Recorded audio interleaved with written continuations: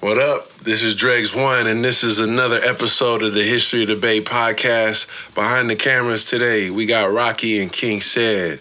D.O. is on the boards, and shout out to the producers, Scino and Whitney Chanell. And today, I'm excited for our guest, long friend of mine, mentor, somebody I've looked up to for a long time, one of the illest graffiti writers in the world, period. The legendary Crayon. What's up, man? What's up, man? Thanks, fellas. Thanks a lot for coming through. Of course, man. You know I'm going to do you right. That's right. We've known each other for a while, but, I want to get into your full story for people who don't know. So why don't you start off by telling us, I know you're from Frisco. Were you born in Frisco? No, I was born in New York City. Sometimes I always think, like, damn, what if I never moved out of New York City? Do you think I would have still been a B-boy, graffiti writer? You know what I mean? Yeah. But, I think my parents met, like, my father wanted to go to Europe, but he got shipped out to Korea, and that's how he met my mom.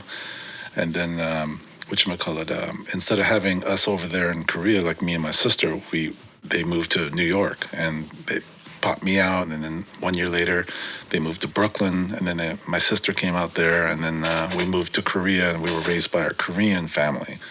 So my first language was Korean, and then, we had a pretty good childhood, you know what I mean? Like, they were doing pretty well. And then we moved to San Francisco. My father found a job over at General Hospital, and then we didn't, we could have went to LA, we could have went to Seattle, but we went to San Francisco because of the job. And and that's how we moved down here. And it took me like 10 years of ESL classes, man, to like switch up from Korean to English. And then from there, I forgot Korean completely. So yeah, You forgot it completely? Completely. Wow. Dude. I think my mom was speaking in English, and then it just gone. Yeah. One day I just like didn't understand it, don't even write it. Yeah. Yeah. I guess if you're not using it. Yeah, I would just I wanted to be assimilated to American culture and shit. When you're like, half Korean and half white, you're like, you know what? I'm kind of like blessed to know two cultures, Yeah. So you get to see two different sides of the human, race. You know what I mean? And your dad's side of the family is actually is it Croatian? Yeah, Yugoslavic. Yugoslavic. Yeah, sorry. my mom's Korean. Yeah. It's an interesting mix right there. Yeah, San Francisco, man. There's a lot of mixes in San Francisco. Yes, sir. Yeah. So what neighborhood did you grow up in out here? We came out to 5th Avenue in Gary, right next to French Hospital. And then we went to 9th Avenue in Gary, and then that's when my parents got a divorce. And then we moved to 19th and Balboa. So I was an Avenue kid. I was like inner Richmond. Yeah. And that's where I was, raised. And then all of a sudden, we're like, we hit rock bottom. And then we went to Section 8. We lived in the projects, Bay Street projects for a couple of years. Mm-hmm. North Beach. Yeah. Mm-hmm. And that's when it was like, that's later on. That's when I founded the projects, the rooftop projects where we were doing pieces up there. And everyone knew that as a yard. Right. But yeah, and then we moved to another Section 8, which was like, you had to make a certain amount of money to live in this Section 8. You couldn't be dirt poor living there. You had to be maybe a janitor or like a taxi driver where you're making some kind of money, but it wasn't a lot. They still gave you like a Section 8 for that. So that's when we moved into Japantown. Mm. And then that's when I got into skateboarding, and all of a sudden I got into b-boying, Where'd you go to high school? I went to Gal. I went to Presidio Junior High because I was living in inner Richmond, and I met a lot of people there, and then everybody was supposed to go to Wash. And I thought I was going to go to Wash, but, our situation was different, so we moved. So I went to Galileo. Mm-hmm. So I knew two different set of friends from different sections of the city. So when I got into breaking, they were like, "Oh, yo, you break? Oh, you're in Wash? And, what's up? Let's hook up." And so we were like dancing and down at the wharf, passing our hat around, Yeah. So I did that for a couple of years until Chris Lopez came to my school and took me out like a gunslinger. Chris Lopez was one of the dopest b-boys. He was a gunslinger, basically. He went to every high school and battled the best. Damn, he was on it. And then he went to my math class. He's like, yo, I'm going to take you out right now. Let's battle. I'm like, excuse me, math teacher, can I go out? I'll be right back. Dude, he hit the ground, did like 19 halos. And I'm like, you got it. You got me, man. Damn. 19 halos, dude, or some shit. It was just like, I quit. Someone give me a spray can. Because I was already painting a little bit. And I was just like, man, fuck this. I'm going to do graffiti and shit, man. I ain't B1 no more. Yeah, that's pretty gangster to pull you out of your math class. Yeah, dude. And that, because I come from that B-boy mentality. So when I got in the graph, it was like, yo, let's battle. Yeah. I'm going to fuck you up, you know? Yeah. And then, but if you're not from that B-boy culture, you're going to say, oh, you're going to fuck me up? Oh, this is going to be some real, we're going to throw some fists. I'm like, no. We battling through art. Yeah. Can we do this? And, some people just didn't understand that, Yeah, I think that the B-boy culture's kind of lost its competitive edge a little bit now. I mean, you'll have like competitions, but the idea of like, what's up, fool? And then you just start dancing on somebody. Start flashing on them. Yeah, that's dope. Did I hear correctly that you were a sports jock? Yeah, dude, I was a baseball, basketball, and football every year until fucking breaking came in. It fucked my whole life up. You're just one of those Can people. I say Yeah. bad languages here? Yeah. Okay, all right. You're just one of those people that was just naturally good at everything. Man, when breaking came in, that flipped my mind. I'm like, damn, breaking on your back. I think some folks didn't like getting dirty on the floor, and that's where they were popping and locking and shit. Or strutting. We would call it strutting. Well, that's more of the West Coast thing, too. Yeah, right? I thought so, too, and it was unique, sped up the records, Yeah. Yeah. Demons of the Mind, right? Yes, sir. Yeah, the funkiest. Finest. Yeah. So that was your first introduction into the whole hip-hop culture. Yeah. And then actually I bought rap tapes. I think it was Rapper's Delight. Mm-hmm. And then I think it was Curtis Blow, These Are the Breaks. Yeah. I got it because I used to live down at the projects, and so right around, I think it was on Bay in Columbus, there was Tower Records. Yeah. And I used to steal all my shit there. Nice. Because your connection to graffiti is like very focused on hip hop itself. And, I would say I would think so. Yeah. Was there something specific? Was it Rapper's Delight itself, or something else that just was it the movies? No, I just felt like maybe I was closer to the b-boy culture, and then the b-boy culture with graffiti culture, and then the rap that was coming through, and then I knew a lot of DJs, so that was like they kept saying this is the culture in New York. This is how they get down by not killing each other, but they can actually battle each other and at parties or whatever. Yeah, and this is the culture in New York, and I'm like, oh shit, okay, I can get down with this. It was new. It was new, and I wanted this. I wanted, and whatever I got into, I wanted to be the best. I was mediocre in the breaking scene, and that's when I met up with Fury. Fury was a strutter, and Fury later became a graffiti writer. Mm-hmm. And Styles, who I met down at the wharf breaking with his little brother John J Def, and he did produce Guapale and stuff like that later on. Mm-hmm. But yeah, we all was breaking. Even Ink, Nell, he was down there breaking. And I had a girlfriend in Galileo. She was living on the 14th floor on Geneva Towers. Mm-hmm.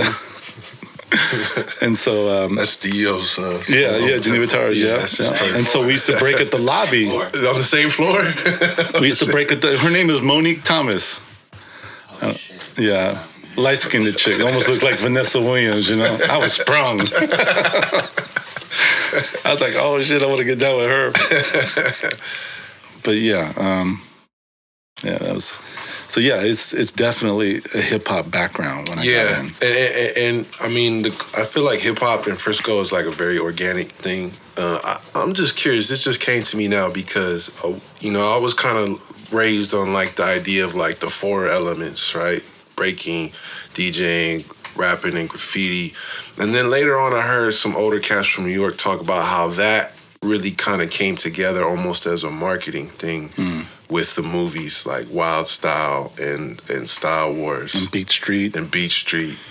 But at the same time, there's like a natural cohesion between all those things. I heard it was Fred, Frat Five Freddy, who went to, I think it was the guy who did Subway Art, Henry Chalfant's place, and then he brought Rocksteady, and then somebody from Rocksteady did the graffiti. I think it was Bill Blast, who was cousin of Ken Swift. Bill Blast, and I think there was maybe, I don't know if there was a DJ there, but the music was there. I don't know if it was. I think maybe Ram LZ was there. I'm not too sure. But Fat Freddy was just trying to tell them that, hey, this is hip hop, blah blah blah, and the Village Voice picked it up, I guess. Right. And then it made it into a big thing, but. And then Bambaataa, with the Zulu Nation was like, still going strong since '73, right? But yeah, that's a whole nother subject, right? Yeah, definitely. But as people don't maybe know that I got down with Zulu Nation in 2006, and that's when I got busy. That's when I got serious with firefighting, or at least trying to learn and trying to get into school to get the certs to actually get ready to fill out an application. Because people don't know it takes about 2 years to fill out to get all your certs. Yeah. And 2006 when I started, and then I also joined Zulu Nation. Also. Right. And I definitely want to get into that part of the story too. But to go back to graffiti, and even before that, did you have an artistic background? No, man. I think I was into Star Wars, and I did TIE fighters and X-wing fighters. And I was drawing that for a little bit, and I think I went to some. You're supposed to take art classes, and you were forced to, right? Yeah. And then Miss Baum, I think it was Miss Baum from junior high school, Presidio Junior High. She's like, okay, everybody take off your shoes, and my shoes was stanky as shit, right? So put the shoes on the table. All right, start drawing, and then she put on some classical music, and I'm like, this is some different shit. I'm not used to that. I'm used to always going out and playing kickball and stuff like that, and I'm like, oh, okay, I can get used to this. I guess that was my first exposure to drawing and stuff like that. And then I think I took another class at Galileo High School. But really, it didn't move me until I started going forward and backwards on the tape cassette to learn about how to break through looking at the documentaries like Style Wars and Wild Style. I'm like, how do they do their backspin like that? How do they wind up? So I'm going back and forth, and I didn't even care about all the graffiti that was in there. Really? Because I was all in. I was trying to how do you do that backspin? How do you get that flavor of up rock? I want that down rock. And then later on, I just decided damn, Fury. I was at a breaking practice, and it was Japantown, and basically I walked up to this white dude who was a manager. I forgot his name, but I said, hey, I have this breaking crew called All City Crew, and they were the third best crew. We weren't the best crew, but we were the rejects that nobody wanted, but we were still dope, And I said, hey, can we use your third floor or second floor, your meeting room, because it had a smooth surface, and can we use that as a breaking practice? And they're like, yeah, sure, no problem. And years later, after I stopped breaking and shit, and then I saw him again. I was like, hey, I want to say thank you for getting a lot of the kids out of trouble, for making us come here and dance, and you probably did more good than you realize, Yeah. And he started tearing up, because he did well, he got a lot of kids off the streets to actually start breaking in Japantown bowling alley. Right. But that's how. And then one of those days where we were breaking, we were practicing, and then Fury comes in, and he had this sketchbook, and then it said Omega, and it had 3 arrows in the left, 3 arrows in the right, and it was shoddy. It was all messed up, dude. But it said Omega. I was like, oh shit, this is pretty dope. They do this on the trains in New York City, because I was still breaking at the time, so I was kind of I was in transition from breaking to writing. And it wasn't there was a ton of graffiti. Nah, there was none, dude. None. I was just b-boying. My whole focus was even if there was graffiti on the street, I wouldn't even realize it, because it was all b-boying. But whatever was there, it wasn't enough to really capture your attention. It's people just writing. There was a cat named Jason. He would write, I think, in Sharpie, J-A, and then he put a circle around the A, S-O-N, and it'd be on the 38 Gary on the corner of the bus. Because every time I got on the Gary, I used to go in the back, and I used to just look up or whatever. And there was a Jason tag. It wasn't even the tag. It was just write Jason. Yeah. Every 38 Gary bus. I was just like, this is interesting. And looking back, I realized that my first exposure in b-boying was at a junior high school dance Sadie Hawkins dance, and then it looked like there was a fight in the middle of the dance floor, and I wanted to go see, and all of a sudden everyone split up, but there was this kid, like, finishing a move, you know, and I still didn't understand what the hell that was going on, and realized later it's like that was breaking. Right. And so and so when Fury gave me the sketch, and I was just looking at it, I was mesmerized. I was like, yeah, and he had cans with him. I'm like, yo, let's go across the street. So we went, like 4 or 5 of us. We had a like radio and shit. We went downstairs, about 2 or 3 floors downstairs into the parking lot. It was kind of getting dark in that area. And we were playing fucking Ghetto Blaster, right? We were playing loud and shit. And we were like, shh, shh, shh. And all of a sudden, for about 10 minutes, we were kind of getting high from the fumes. And all of a sudden, I was alone. Like, what the fuck? And I'm looking around, and then there's a couple of like Japanese tourists looking through the door. Like, the door slammed open, but I didn't even hear it.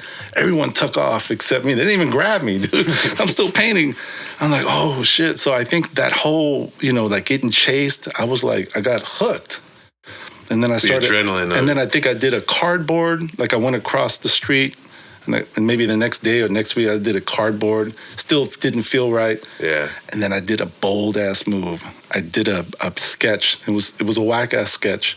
And I walked into the projects down the street, and I didn't know nobody. And it wasn't the Pink Palace, but it was further inside the Fillmore District. But it was like I don't know, about 7 flights of stairs. It's a project. OC. No. It was no more in the. It was like near LA Hutch, you know. But it wasn't the Pink Palace. Okay. But it was still shady and it was still dark. By the time I got up to the top floor, it was dark as shit. I couldn't see anything. I think I saw crack vials and shit. You know, it was drugs up there. Yeah. But it was so dark I couldn't even see it, and I started doing my painting, and it started getting really fumy in there, and like you get high if there's no ventilation, yeah. Right? But looking back, man, I was bold to go there, man. I could have gotten killed, man. Yeah. Just went there in the middle of the night, you know, just on the roof because I wanted this so bad, you know, and I told my sister a couple of years later, I said, I want to be the most famous graffiti writer in San Francisco, Nicole. She was like, oh, okay, all right. And then little did I know that I met up with James Prigoff. He was doing a book. And then basically, he's like, hey, if you want to get in the book, you got to do the biggest and the baddest, you know? And I'm like, okay, I'll work on something like that. Were you already writing Crayon? Yeah. How did you come up with that name? It was first Space Ghost. That was my breaking name. That was my b-boy name. Because I had a white hoodie on. And I never saw Space Ghost before. And this little pet monkey, I'd never seen that shit. What the fuck is Space Ghost? Because I used to watch cartoons, but I'd never seen Space Ghost. So maybe I wasn't on the right channel and shit. But anyway, and then it was Crayon because most of my pieces were full of colors, you know? So I was thinking about Crayon, and then someone said Calico. I'm like, nah, not Calico. And then all of a sudden someone said, why don't you put an E at the end of Crayon? I'm like, Crayone? No, it's Crayon. I'm like, Crayon. Okay, cool. And then I started getting Crayon, you know, like Crayone. And then all of a sudden everyone else is getting up ones. I'm like, oh man, they're biting me, right? But it wasn't, because it's been around in New York for years. Right. Everyone puts one at the end of their name. So when people saw it, they're like, oh, you're Crayon? Or you're Cray? I'm like, no, I'm Crayon. Yeah. And then later on, I found out from this French guy, it's like, there's no such thing as Crayon. It's Crayon. Crayon or some shit like that. And I'm like, oh shit. They don't spell it with an E. Yeah. So I just created my own shit. I mean, that's interesting though, because it sounds like you're figuring it all out by yourself. I am, because there was no generation before me. There's nothing else to look at. I mean, there's stuff going on in New York, but it's not like you're getting pictures and stuff from there at this time. So now I'm kind of getting into the early stages, and I have a camera. And what year was this? Shit, man, 83, something like that. Yeah, I had a camera, and I was breaking too. I was in transition. I had a camera, and you know, what is it? 24 photos. Like it takes like $20 to get. You know, so it was expensive, man. Yeah. So I took very like little photos of my shit, but I was going all over Daly City. I was going all over San Francisco, and I noticed, why are these Daly City cats dope? Like, there wasn't a lot of dope writers in San Francisco. There was a lot of dope writers in Daly City, kind of like South San Francisco. You know what I mean? I mean, there were some in San Francisco, but I was like, what kind of food are they eating? Because not only were they dope in breaking, They had because Mr. Spin and B-Boy Saab came out to Daly City, and they laced them up with these moves. And I was noticing, like, because I'm from San Francisco, and I noticed, like, I go to the, you know, like Fisherman's Wharf, I go to downtown, and I see these moves, and I'm like, some of them are dope, but all of a sudden I see cats from Daly City, and they're on some different shit. Yeah. I'm like, what the hell's going on? And so, same thing with Reckless Riders, you know, and I was like, oh shit, the style is pretty cool. And I noticed Doug. I mean, everybody else in there was cool, but Doug had the sickest style. He had the sickest flavor. He had clean lines, and he had dope colors. Like, that's the cat that, like, okay, I'm focused on him. Everybody else was cool, you know. They were all right. They were rocking some shit, but Doug was the shit. Yeah. And I think he started like a couple of years before me. He started when he was 14. I started when I was 17. Like right before I, you know. But no, I started like 16. Started 16, but he started at 14. So he had a couple of years on me, you know. I mean, that kind of makes sense. Like, just knowing, like, just seeing your style, like, it is very original. It would make sense that it would kind of develop, like, in its own, like, under its own umbrella. Yeah. Instead of just, like, whereas Doug, I know he was influenced by the New York stuff. He was on that early. But he was doing something before the New York stuff. He was even before that. It was chunky. It was like chunky letters, and it was cut up, but it was chunky. Yeah. And when it's chunky, you can put hella fillings in. Right. And as soon as when Orko came from Chicago, and Orko has a history too. Like, he told me he went to New York, hooked up with Case and Stan 153, and they kind of laced him up with some style. Came back to Chicago, laced his boys with that, you know, with particular the style. Maybe he had his own style or whatever, but he came to San Francisco, and then that's when he contacted me through Jim Pergoff. Like, Jim Pergoff went to Chicago and hooked up with those guys over there. So when he came to San Francisco, yo, what's up, Rigel? Let's make a crew. Or he didn't call me Rigel, he called me Crayon, but it's like, let's make a crew, and I don't even know him. I was like, oh, dude, it's like, I don't even know you, man. I tell you what, here's Dean's number, here's Doug's number, here's Bazaar's number. Why don't you call them and then try to figure out what's going on and see where you fit into this San Francisco, you know, scene. Yeah. Next thing you know, they got down there they had a crew. I'm like, ain't that a bitch? Like, he just, like, he was looking to somebody to get down with to actually paint, you know? I wanted him to kind of meet everybody before he kind of made a commitment. Yeah. But he's already got down with TMF. And jumping back a little bit, like, because you had already mentioned Fury, that's the homie, and Styles, it was my b-boy partner that became my graffiti partner. Right. Yeah. And he was at the same time you're getting into it, he's getting into it. Yeah. And he was the first person, I believe, to paint the DuBose Muni tunnels. Yep. And I wanted to talk to you about that. The Anjuda tunnels. Yeah, Anjuda tunnels. Because he told me he did a piece down there, and I did this. I think the second piece because nice. I wanted to be next to him, and I think somehow someone rolled my ass out. You know, like they rollered me out, man. I don't know why, but anyway, I was egotistical. I didn't know how to act. You know what I mean? And he was the same way. So we didn't know really how to act in the beginning. Yeah. So our egos kind of got out of control, but we still had respect for each other. You know. Well, but listen. That tunnel was lit on the ends, 20 yards in, that it was dark all the way through. Me and Styles, one night at 3 o'clock, once the train stopped running, we walked through the tunnels. And we went to the middle of the tunnel. We looked, we walked through the whole tunnels, and we noticed something that was interesting. There was this artist, I don't know if it was a woman or a guy, but they would bring a paint bucket and roller, and they would do bicycles, cakes, something like that with house paint. And it would be, you know, like 4 or 5 of them. And in the middle of the wall, I looked, flashlight on the wall, it says 2,200 feet this way, 2,200 feet this way. Huh. And it was clear, dude. There was no graffiti in the middle of the tunnel. Yeah. We were the first cats to get down there. Yeah. And so I give him credit for, like, you know, being bold to go down there. And then once we started doing that, then it was the yard, you know what I mean? Right. And it was crazy because we go down there like 10 o'clock at night, and trains are still running. You have to be on the same side when the trains come, because if you're on the opposite side, they can see you. Yeah, you gotta duck into those and then so doorways. If you're not up against the wall, the wind comes through and it kind of pushes you out a little bit. So that's kind of like creepy, but it was fun, at the same time. It was our own little Frisco shit. Yeah. And it went on for 30 years. Oh, yeah, dude. Yeah. That was a yard, dude. Yeah. So you and Fury are getting up. We called ourselves DA. Me, Fury, and Styles, we call ourselves DA, Deaf Artists. Nice. Yeah, so there was 3 crews then at the time. It's Reckless Riders, KGB, Crayon Graffiti Bombers, and DA, Deaf Artists. Now, I'm sure there were others, but in my mind, in my experience, I'm not going to tell you, well, I think I heard this. No, I'm going to tell you from my experience. What you saw, yeah. But it was the 3 crew right there. And I looked up to Reckless Riders, and Styles looked up to KGB. And KGB was from a breaking crew called Renegade Rockers. And they were like the writers of Renegade Rockers. And it was Guess, Zest, Nyes, and several other people, including a woman called Kathy. And I don't think they were all serious. I think we were the ones that was the most serious, you know. And then and Styles called me one day and said, hey, man, they're kind of like creating a new crew from KGB. You want to get down? I'm like, yeah, let's do it. Because my whole thing was like, I wanted to get down with Reckless Riders because of Doug, you know. I wanted to get down with him.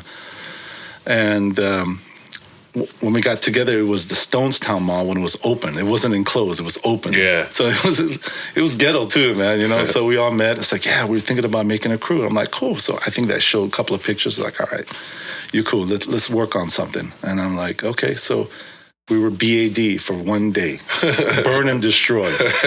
So Zest went crazy. He went out and fucking bombed the whole neighborhood and stuff. And then I remember I was kind of getting work. I was getting jobs like in the very beginning, because I know people are like, oh, man, don't sell out, man. You know, make your art pure. And I'm like, you know what? I mean, people are asking me to do some shit. I'm going to get paid for it because, you know, I'm good at it. Let me get paid. And I asked Nyes the next day, I'm like, yo, when we get up, our name is BAD, burn and destroy. Isn't that kind of like, you know, that's kind of threatening, you know? You know what I mean?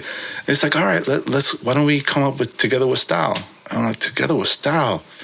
Dude, that's dope. Dude, where'd you get that name? It's like, oh, B-Boy Saab from Brooklyn, his crew from New York, or Brooklyn, New York, it was called Together with Style. It was a B-Boy crew. And I'm like, yo, that's a dope name, dude. And so we started getting that up. And it was, you know, the bigger guys in that crew was me, Guess, Zest, Nyes, and Styles. I mean, we were like the 5, but there were 4 more others, and I forgot their names. I think one of them was Carlos. And about 6 months afterwards, I didn't hear nothing from them. I think I might have called them, no response. I thought they quit. So I'm like, you know what? I'm gonna continue this, man. And then I remember I was a B-boy and looking at Rocksteady, how they went to different boroughs and how they battled other crews from different boroughs to get people down, like to recruit. So that's what I did. I was one of the first cats from San Francisco to go out to Berkeley and meet up with Django because of Jim Pergoff. And because we've brought up Jim a few times already. How did he first come into your life? I was painting a lot, and I knew all the yards, and then he would just happen to be at some of these yards, and we kind of connected. We exchanged phone numbers, and he said, hey, look, why don't I pick you up at 6 o'clock in the morning? I'll, you know, like feed you like breakfast, because I was like 16, 17 years old, whatever, you know. And you know, he was already retired. You know, he just retired from Sara Lee Corporation as one of the CEOs and stuff. So this is his thing, going out and taking pictures of Mexican murals. But he started noticing all these graffiti pieces coming up, and he wanted to take pictures and be like a foremost documenter of that particular art form. So I started taking him to all the yards in the city that I knew. Then he started taking me to all the yards that he knew. Mm-hmm. And then I was like, oh, okay, this is cool. And then and I was like, hey, I'm going to Berkeley. Do you know anybody in Berkeley? He said, yeah, I know Django. Here's Django's number. So he just got this network just by going out and taking pictures. Yeah, like in San Jose, wow. Oakland. And so my thing was like I hooked up with Django, and then from Django, he showed me everybody. I think this is a really cool thing to note, because people know Jim Pergoff from the classic book Spraycan Art and some of his other work. But to hear from you that he was actually played a role in bringing different writers together. Oh, yeah. And building that network across the country, across the world. And he's already went to Europe. Right. And he's like, Rigel, you should come over to my house because it might change your art. I don't know. It might change you, I'm like, man, I want to see this shit. Come on, man, let me come over. Let me check out some shit. And it changed my work, man, because I started seeing how Europe, because you have to understand when I think there was a tour of hip hop, people like I think it was yeah. Not only that, it was with Futura. Yeah, exactly. Futura and Rocksteady. They went to London and they influenced a whole bunch of cats, not just London but everywhere else. Right. They came back, but then they influenced people from Europe, and then they started doing their own thing, and then threw it back at us in our face, like, "Oh shit, this is dope." It sounds like what you were doing, breaking and playing with the tapes and going out and messing with Spraycan. Like, this was a global thing that was just kind of happening organically all around the world at the same time. At the same time, Crazy. we were taking. It was a snapshot of like, oh, so this is where it's going. I tell you what, if this is going this way, let's try to add what's going to happen 5 years from now. Yeah. So we can be ahead of the game on a worldwide scale, not just locally. What was keeping? Was it just this adrenaline, or it was everything? It was ambition. Man? It was like I wanted. Then, man, I knew this was the shit. I wanted to eat this. I wanted to breathe this. I wanted to shit this. I wanted to be the best. Yeah.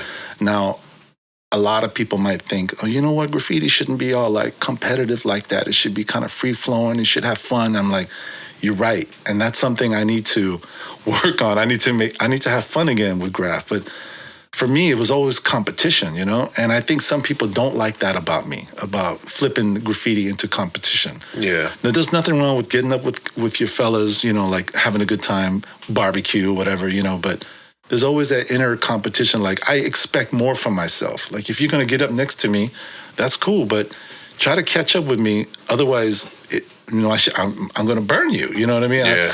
But the name of the game is also teaching, is to give back, And I've always taught people, like, hey, if I'm going to teach you everything, I need you to promise me you're not going to try to come back and try to, like, talk shit about me, because that's just, like, the worst thing you can do. Right. So I think there's a couple of people that did that, and that's when I got smarter, and I was just like, you know what, I'm just only going to teach people that I think they're ready. Yeah. And one of the cats that I feel like I taught was in Sacramento. When I went to, I think it was the book opening of Spraycan Art. Mm-hmm. It was down in LA Photography Center, and there was a whole bunch of LA cats that was down there, and I met this African-American dude, a black dude, like, oh yeah, I do graffiti too, and I'm up in Sacramento. Can you teach me? I'm like, okay, that's cool. I'll go up to Sacramento, And then I did that like 10, 15 times, and I was trying to teach this kid like the philosophy of TWS and the graph scene and the style and where we got our stuff from and what we're trying to do with TWS. And TWS was the first Bay Area crew. Yeah, let's go back to that, because you had mentioned you hooked up with cats in Berkeley through Jim. Yeah. And then your mission was to basically go all over the Bay and recruit the best. So basically I was trying to find Nexus to get him down, but he was surrounded with a lot of shit talkers, and I didn't know how to get in contact with him. But I got together with Picasso, and he was cool, and I started hanging out with like Shen and Snow and Poe. Poe one, he's a b-boy, and he's from New York, but he's like a transplant out here.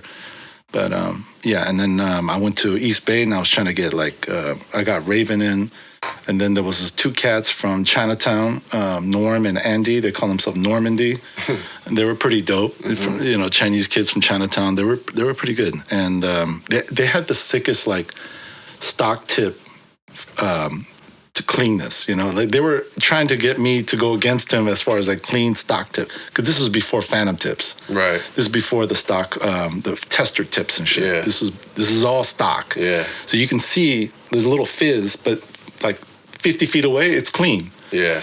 But, I'll tell you that story too also, getting back to going to San Diego and then trying to find those stock tips from some LA writers. Mm-hmm.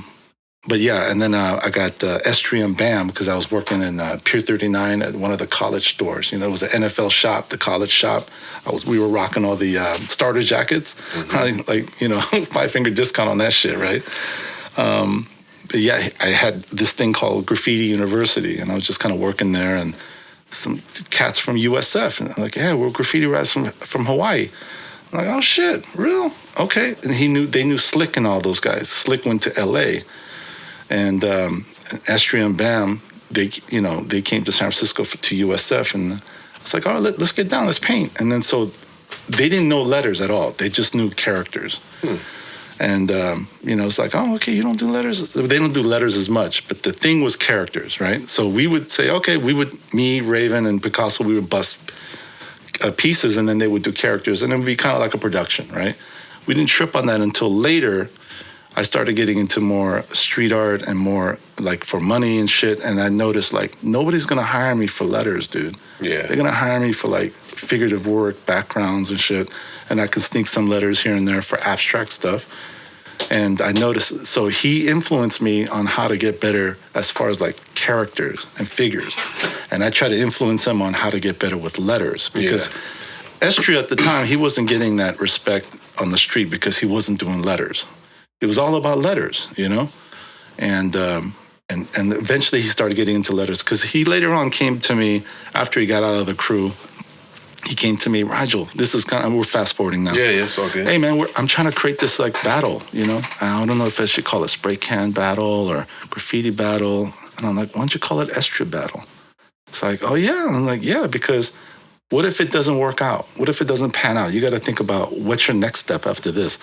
So if you make if you hit it pretty good, everyone knows you in the battles, but then it didn't fall, it kind of fell through later, you could use that as a stepping stone, because now people know you as Estria battle.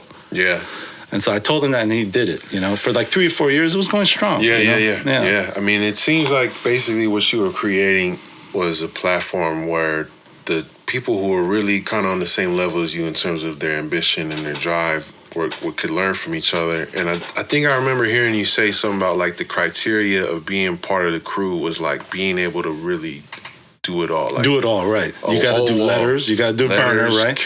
Letters, characters, burner, background. Yeah. And do it all by yourself. Yeah. Yeah, and you don't need no help. And for me, that's something that like I always strive for too, like especially at this point in my life. Like if I'm going to go out and paint, and that's something I've kind of picked up from you and other cats, like use that whole space on the wall. Yeah, why limit yourself? Why just, you can really burn somebody if somebody just throws up letters and you throw up a whole crazy piece where the background is detailed. It tells a story. There's a character coming out of here. Your letters are fire. The colors are crazy. You come into the wall with 3 boxes of paint instead of just like 6 cans. Right. Like that's the name of the game, is like getting up, and it's the stuff that stays up, whether it's another writer who respects it, or even someone who's like, well, should I paint this over? Like, this is a whole mural. Yeah. Before it was a shitty wall with tags on it, but whoever this is, like that's what kind of keeps you staying up and keeps you in people's minds. Right. And I look back on like a lot of your old photos and some of these pieces like in Spraycan art. Like I went to ISA, so when I see that, when I see that piece of you with the cobra, the cobra, dude, it's like, whoa. Man. And even to this day, like it's 2022, and I still see people tripping out off like the Gundam characters that you did on the wall.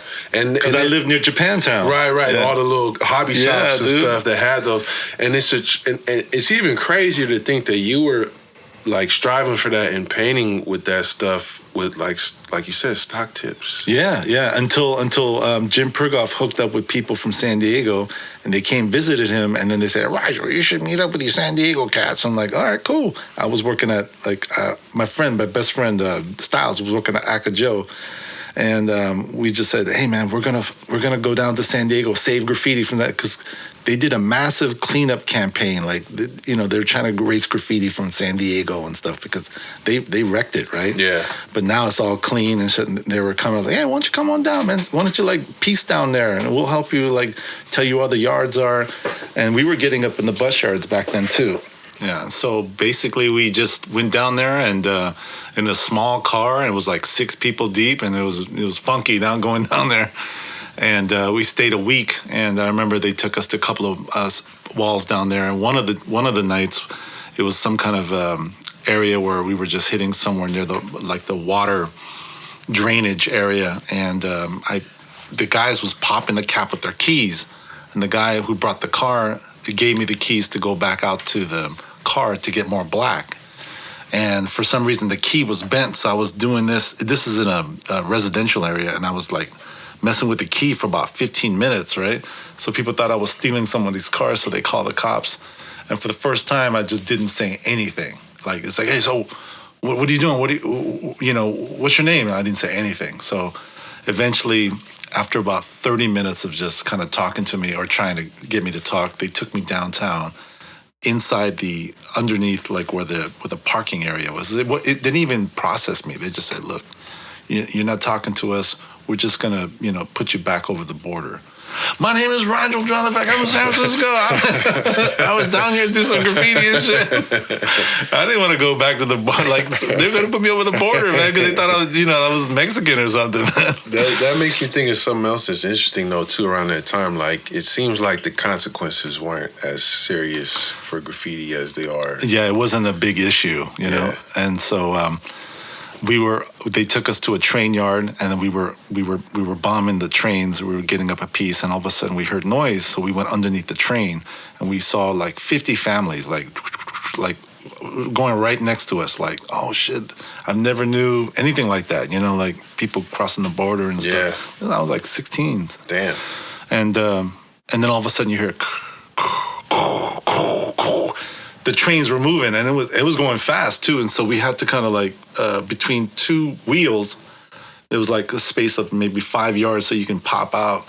Dude, that was crazy. I never experienced that before. And so all crazy. This is kind of like what you do is like you're gonna have stories. And we went to the beach, and my friend Styles almost drowned, and I had to save his ass because it was like a current or something. The car that we came under flipped over on the freeway, but we weren't in there. Right before we left, I was like, dude, we got to go to L.A. I'd never been to L.A. We got to go. So it was like, all right, we'll go visit some yards. I know some yards down there. So right before we took off, we went to L.A., and he took us to a couple of yards, and we saw Genius, Charlie, Power, and a couple of guys from DTK. And they were painting, and I started seeing like it was different. Like the style was different, obviously, right? But the pieces look clean, like super clean. I'm like, you guys are cheating, dude. You guys are putting two cardboards together, and then it's like, no, dude, here are tester tips. I'm like, what the hell? Because we were all stock tips. Mm-hmm. We didn't have like maybe I might have seen a fat cap, but not clean like this. So they're called phantoms. And that's what Charlie said. They're called phantoms or tester tips. You get it from the Crayon tester, like those model paint. I'm like, no way. I'm just like, dude, it's over. Wow.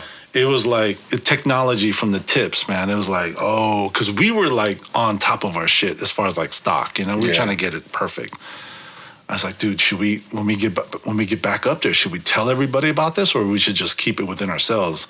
It's like, nah, we all decided, let's just give it out to everybody, man. That's what's up. So our styles look different compared to LA, definitely, but that's my San Diego, Los Angeles story about the stock tips. And that's how we brought the stock tips up. Nowadays it's like a common thing for someone to say they're going on a spraycation, or like, I'm going to go bombing in Costa Rica, or like, I'm going to some festival in St. Louis, but to like, when like in that era where it's all discovery, to just go in a car and make it happen is something different. It was something new, man. We were always doing something new, and we were trying to push the limit. Yeah, I was one of the first cats to get on TV shows, get a lot of press on newspapers and magazines, and I was trying to maybe go back to school. And I remember I got a portfolio, and I just cold walked into a art school called the Art Institute near I think it's North Beach. And some white dude just looked at my shit and said, "We don't accept your kind here. Wow. We don't accept this kind of art here." Yeah. Oh, okay. I mean, I don't know how to argue. I don't know how to stand for myself. I was just like, all right, I just packed up, and I got a little upset maybe, and I just like, put more effort into just getting up, 2 years later, Twist gets in. 2 or 3 years later, Twist gets in, and he's like that god. Yeah. People are like, oh, shit, Twist. I'm like, man, I was there early, man. So sometimes being a pioneer, sometimes coming in early through the door, sometimes it's not what it's cracked up to be because it's closed. Yeah. By the time it opens up, it's things are already changing, and you might be the fifth, sixth person in, and I'm still happy. If I were to get in as a sixth person, getting in through the museum or whatever, and not the first, because maybe it's just the timing, you know what I mean? So I ain't tripping, Yeah, I mean, it's important that people should come in before you. Also, they get recognized, and then maybe you get recognized later too.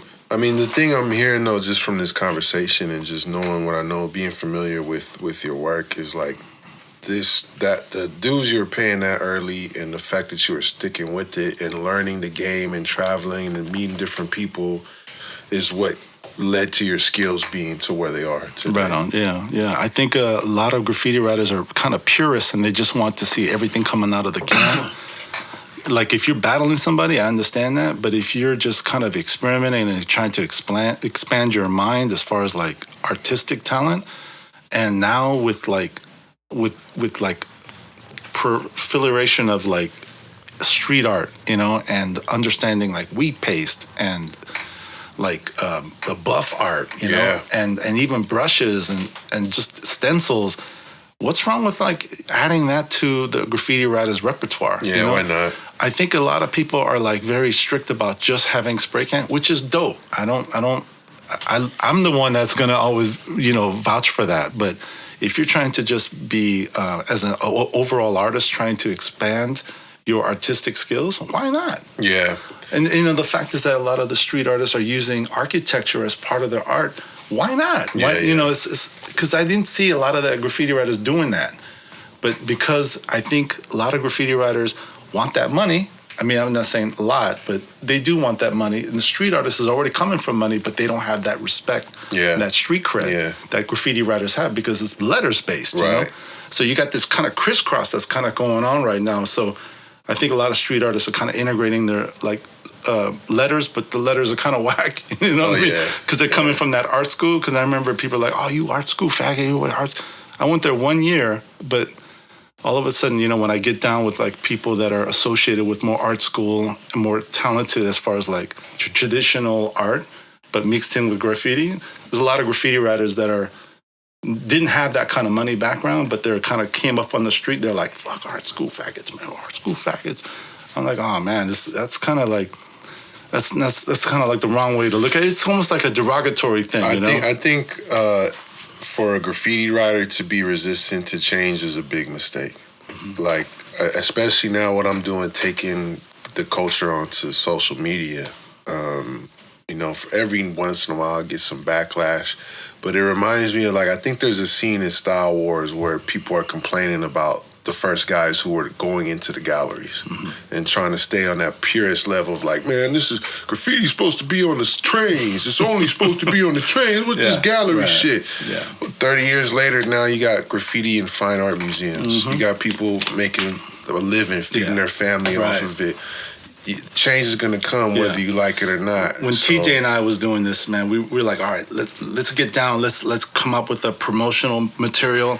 This is way before even like the industry existed. Yeah. And we were knocking on doors, and people were like, no, we're not interested because we don't know anything like that. Yeah. And then we would get few jobs only because maybe they like graffiti because they've used it before. And it was very limiting, dude. Right. It was very limiting. This is like late 80s, early 90s that we were trying to actually get jobs. Yeah. We had a promotional material because I went to graphic design school in 89. A lot of graffiti writers kind of went into graphic design, like, what's his name? Dr. Revolt from New York. Yep. Yo MTV Raps, I didn't know Revolt did that. Yeah. And he went to a graphic design school in Baltimore, and guess who he met up with? Cuba, yeah. And Cuba came out here, and he was one of the first pioneers, along with Rifa and a couple other writers out here. But I'm not the first writers. I mean, I might be the first generation, but I don't think I was like the first writer out here. Yeah. Definitely. Because when I was here and I was learning and who's who, there was already pieces up, Fun Gallery West by KGB, that was pretty dope. And a lot of Reckless Writers pieces. Yeah, and just to jump around the timeline a little bit too, like you mentioned Doug a few times already. When was the first time you actually met him? Man, I think I met him. I called him up, and then I was like, "Hey, man, let's get down with and let's paint down at South of Market." I think this is like where all the Odwalla trucks were. This is before all that area got developed. I know what you mean. Yeah. Man, it's completely different. But back then, it was like super like ghetto and super like, I wouldn't even say ghetto. It was like dirty, grimy, like industrial side, Yeah. We found a bus, and then I got pictures of it. It says Cray and Bust, and we both got our names up, and I thought it was kind of cool. We just talked a little bit, but nothing really serious until later on. I think when our relationship started turning sour is because I saw a Doug piece. Me, Styles, and Fury went there, and I put like little bullet holes in his piece. Like it was like, I don't know why I did that, It was stupid, but it was like it's artistic. You were hating just a little bit. I didn't think so, maybe, but I hella respected him. But maybe I was thinking some weird way, like I was trying to help out, like with the gold marker. Yeah. And I think he later on heard about it or something, or I just wasn't I wasn't like a good guy back then, man. I was like striving. I was like hungry, and I was like, I wasn't the most nicest person, man. I think that's another. And I think thing later I found out how to act and shit. Another thing about graffiti is that it can feed the ego. Yeah, you're literally putting up your name everywhere and saying, "Hey, look at me! I'm better than you. I'm the greatest." And you got people kissing your ass and like, "Oh yeah, you like my graffiti? Yeah, that's cool." Right. That type of attitude. A lot of people who don't even deserve to feel that way start to get that kind of ego. Yeah. But. All right, so that's interesting. And then, because you guys are both in Jim Prigoff's book, Spraycan Art, I think you're much more prominently featured. I think Doug just has one piece. But how did that come together, being in that book? I think he tells me, he tells me later, right like a year before he died, he said, "Roger, did you know that your robot was almost on the cover?" Wow. I'm like, "How come you didn't tell me this before?" It's like, well, I'm telling you now. It almost got on the cover, but I think he told me there's a lot of graphic designers that were actually picking the photos. I was like, really? Come on, James, are you serious? You're gonna put out a book and then you're gonna have graphic designers pick the photos?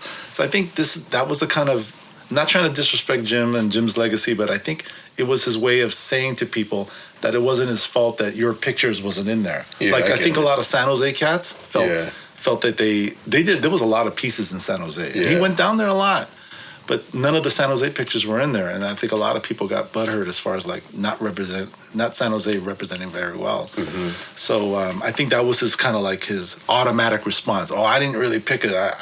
There's a bunch of graphic designers that picked it out. Really? I didn't really. That was the word he gave me, and I just took it as for word, and then I just thought it was the truth. But looking back, I'm like, you know what? No, he picked them out, man. Yeah. There's no way he's going to have a graphic designer pick out these photos. What does a graphic designer know about graph anyway? But, I mean, was he telling you that he was going to be, like, working on this? Or? Yeah. Like 2 years before, I had and so when I brought over the rest of my TWS guys over to his house, and they were blown away. And their work changed. So our work changed based on what is going to be the hot shit 3 or 4 years from now. And while we were doing that, there was already a scene happening in San Francisco. We weren't part of we were part of that scene, but we were just completely outside of that scene. Yeah. So when people saw our work, it was like, what the fuck is this? It's completely different. Right. Where's your head coming from? Like, we're doing Ferraris with fashion characters. Like, what the hell is that? Yeah. And so we were doing Robotech. We were doing strange letters, but letters that we thought it was kind of artistic, but at the same time trying to bend the letters. Yeah. Until more of the funk letters start coming in from the influences of Rodney Orko from Chicago. How did that book change things for you? It changed my life. It really did. Huh? Yeah, it changed my life. I think maybe if I wasn't as popular, I think maybe I would have just done whatever. But I think I might have told somebody, man, I think I'm going to quit graffiti. Like, this was like late 90s. Rigel, man, you're too far into it, man. Just go all the way, dude. Yeah. Like, yeah, all right. Maybe I should just go all the way. But I think consistency and just like being out in the forefront of stuff, and just continue to piece. I think that's what I think maybe got me over the top on a lot of things, you know, Yeah. just being constantly painting. Because I know there's a lot of people that diss my shit, and I could have been pissed, but I just kept doing more shit. I never let that bother me. I never went out and try to seek out revenge and try to kill another person or like maim another person. I just like, you know, I just get up another piece. Yeah. I was pissed, but I had photos. Man, I have photos going back, man, since the beginning. I'm working on a 40-year retrospective right now. Wow. And it's just, all this is memories just kind of conjuring up everything, you know? I remember I can go to every piece and remember a good chunk of what happened that night or what time I got up, you know, what I did to get into the schoolyard, you know.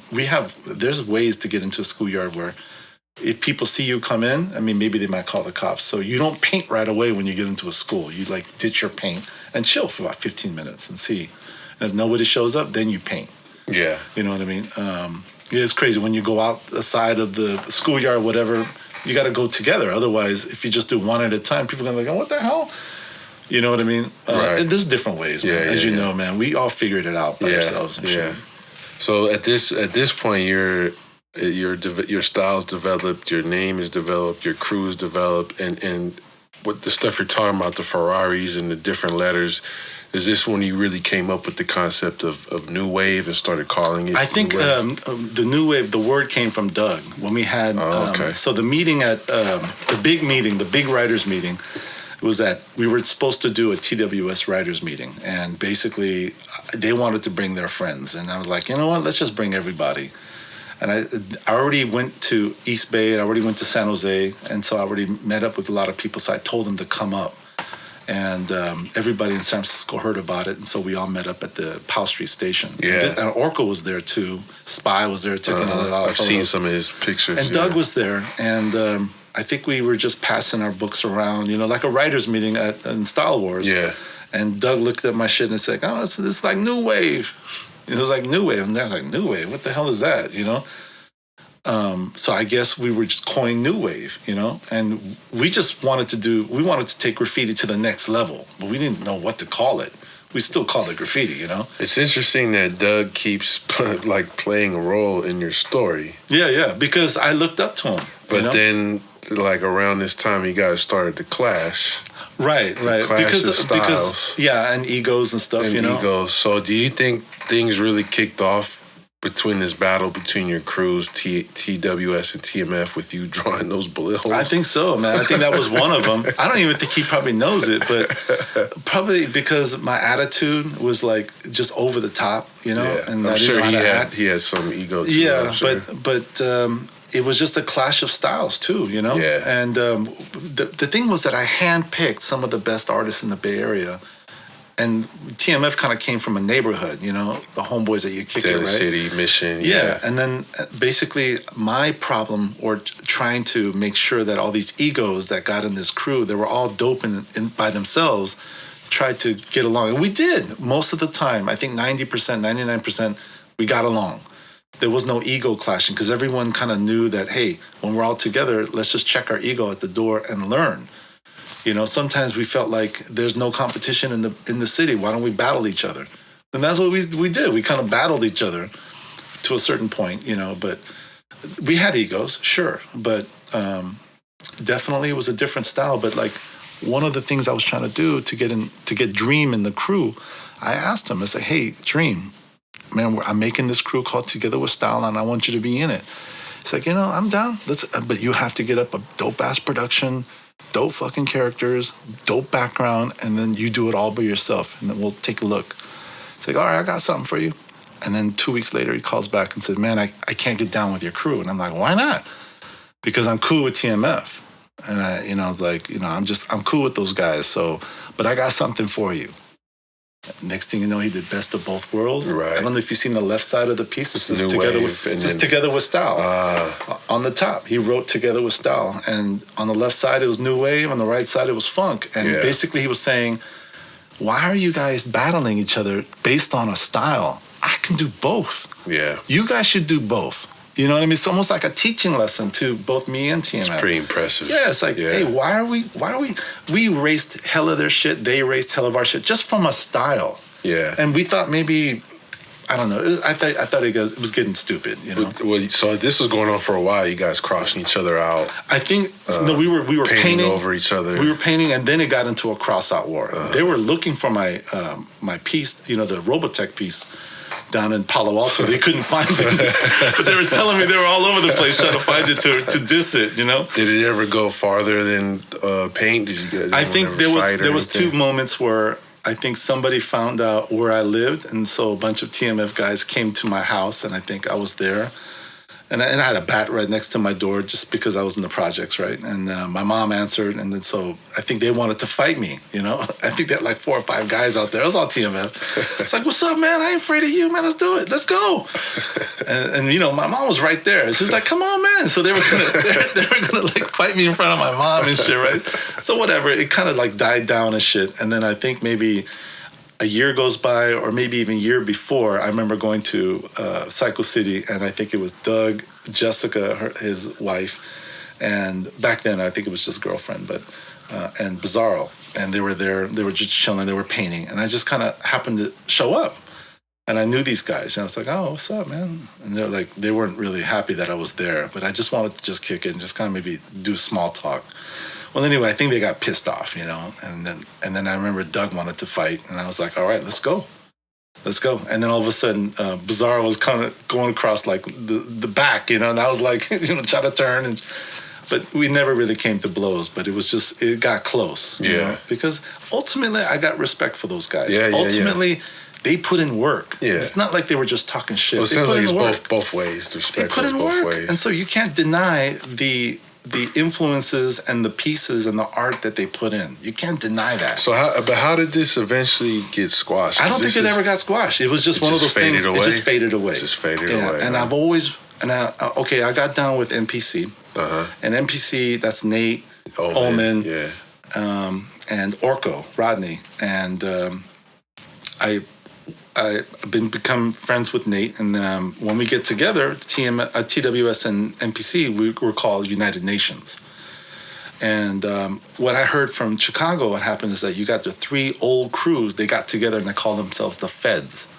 And I felt like, why don't we ask TMF if they want to get down NPC, TWS, and TMF and make an old school crew, you know, a new crew.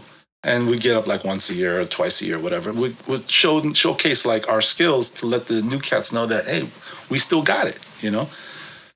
And word got to them, and they're like, nah, we still don't like Crayon. They're still hating on me, bro. Have you talked to Doug? You still haven't? No, I haven't talked to him. What? I think we talk just like a little bit here and there on Instagram and stuff, and he's cool. I have nothing against Dean.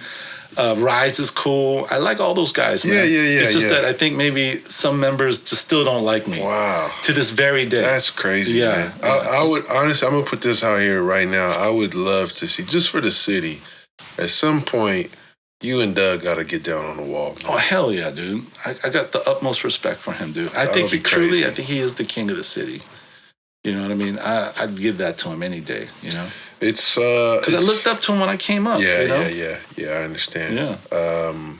It's really hard to say. I mean, I think your style speaks for itself. TWS speaks for itself. TMF. It's hard to pick a winner. Like, there is no winner. Yeah. There can't be a winner. I think the winner is the scene. The scene got better from our just competition. The whole dope thing about this whole battle, probably the most legendary battle in Bay Area history, if not one of the most legendary in graffiti history, period, is that these two styles kind of clashed.